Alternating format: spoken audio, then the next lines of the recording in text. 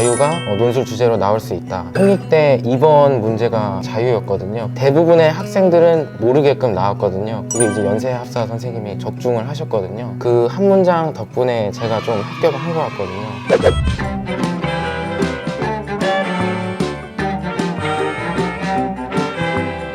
논술 이제 공부할 때 배웠던 기술들이 있지만 이걸 바탕으로 이제 공부할 때 따로 또 본인이 이제 논술 주제나 공부하는 팁이 있을까요 혹시? 저 같은 경우는 이제 뉴스 보는 걸 좀 좋아하는 편이어서 KBS 시사의 창이라고 예전에 이제 조금 화제가 됐던 레고랜드 뭐 이런 것도 간간히 올라오고 아니면은 뭐 저출산, 북한 마약 생산 되게 여러 가지 좀 다큐들이 올라오거든요. 그런 것도 좀 공부를 많이 했고요. 그리고 두 번째로는 통합사회라고 사회탐구까지는 아닌데 이제 1학년 때 배우는 좀 기본적인 사회 지식들이 있잖아요. 그걸 이제 교과서로 보기엔 너무 딱딱하니까 예스24에 정리해놓은 책이 있더라고요. 그 책을 2권 사서 조금 공부를 했던 것 같고 이걸 찍으면서 강조하고 싶은 부분인데 홍익대 2번 문제가 자유였거든요. 그게 이제 연세합사 선생님이 적중을 하셨거든요. 올해 이제 윤석열 대통령 신년사에서 자유를 이제 이명박 대통령보다 여러 번 언급을 했기 때문에 자유가 논술 주제로 나올 수 있다 라고 하셨고 실제로 대부분의 학생들은 모르게끔 나왔거든요. 근데 이제 저는 그 제시문을 딱 보자마자 아 이거는 자유에 관해 묻는 문제고 그래서 이제 마지막 문장도 그런 식으로 처리를 했거든요. 자유라는 가치도 꼭 중요하지만 다 함께 공진하는 그런 사회가 되어야 좋다 뭐 이런 뉘앙스로 문장을 처리를 했고 실제로 그 한 문장 덕분에 제가 좀 합격을 한 것 같거든요. 앞서 말했던 이제 그 3가지 방법으로 좀 시사 공부를 했던 것 같아요. 진짜 공부를 정말 잘했습니다. 그래서 뉴스도 공부하고 본인이 사회탐구 책으로도 공부하고 그리고 이제 연세합사 쇼츠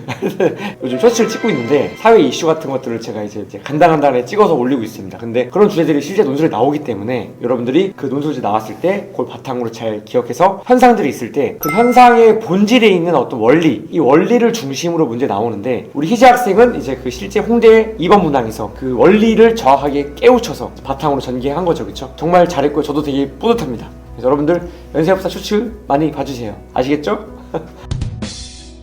저 같은 경우에는 이게 친구들이 논술만 준비한다고 해도 국영수 공부를 같이 들어가거든요. 국영수 공부하다 보면 논술을 위해서 뭐 따로 시사로 공부를 해야겠다 이런 시간이 별로 없어요. 저는 국어나 사탐에서 많이 활용을 하시라고 말씀드리고 싶어요. 따로 이렇게 시사 공부를 하는 것은 물론 도움이 되고 자기 사고력 자체를 높이는 일이기 때문에 살아가는 데 있어서도 충분한 양분이 되긴 하는데 근데 아무래도 수험생은 효율적으로 공부하는 것도 중요하기 때문에 국어는 굉장히 많은 비문화 소재들이 나오잖아요. 사탐을 하시는 분들이 인문논술에서는 월등히 많으실 텐데 생윤이나 뭐 사문, 그 다음에 뭐 정법 이런 소재들로 공부하시는 분들이 많으실 거예요. 거기에서 나오는 교과 내용에 충실하게 공부를 일단 하시고 그 다음에 국어 비문학을 공부하다가 모르는 소재가 있을 때 그것만 좀 찾아보시고 뭐 쉬는 시간 같을 때 유튜브에 보면 요즘 연세합사 쇼츠도 있지만 다른 각 분야의 교수님들이 나오셔가지고 재밌게 강의 찍어주시는 거 많거든요. 그런 것만 쉬는 시간일 때 좀 짤막짤막하게 보시고 그런 식으로 좀 효율적으로 하셨으면 좋겠어요. 막연한 불안감을 너무 가지지 마시고 교과 과정에만 충실하게 공부하셔도 충분히 논술을 보는데 배경 지식은 전혀 큰 문제가 되지 않을 것이다. 이렇게 생각을 합니다. 합격생이 교과서만 못 합격할 수 있어요. 이런 약간 너무 좋은 말을 잘 하신 게 저도 이제 이 말도 많이 합니다. 아무래도 이제 국어에서 비문학을 보면 비문학에 정말 많은 주제들 많이 나오거든요. 비문학에 있는 주제들만 내가 복습하고 잘 정리하고 체크를 해도 그거 자체도 하나의 배경 지식이 될 수가 있고 또 이제 사탐에서 말씀하신 뭐 생윤이든 뭐 사문이든 그런 과목들 자체가 애초에 사실 어떻게 보면은 사회학과 뭐 철학과에 있었던 과목들을 쉽게 풀어낸 거기 때문에 그런 걸 공부하는 것만으로도 굉장히 도움이 될 수 있어요. 두 학생이 말해준 이 이제 공부법 같은 경우에 우리 희재 학생 같은 경우에는 이제 외부에서 이슈나 이런 것들을 이제 접하는 방법, 우리 이제 태연 학생 같은 경우에는 실제 내가 공부하는 과정에서 국어든 이제 사문이든 수능 최저를 맞추는 과정에서 그때 공부할 때 제대로 공부해서 이걸로 이제 1타 2필 하자라는 전략으로 보시면은 좋을 것 같습니다. 아까 그리고 희재 학생이 말씀하셨던 제시문을 보고 여기서 이슈를 찾는 방법은 이런 게 좋아요. 어떻게 하냐면은 여기 나와 있는 그 원리 원칙 있죠, 그렇죠? 나와 있는 주요 키워드들이 있습니다. 근데 이 키워드가 숨겨져 있기도 하고 치환되어 있기도 한데 그 키워드들을 보면은 딱 알 수 있어요. 대략 그리고 뉘앙스를 볼 수 있습니다. 키워드에 대해서 필자가 어떻게 생각하는지 그 제시문의 필자가 어떻게 생각하는지 보시면 돼요.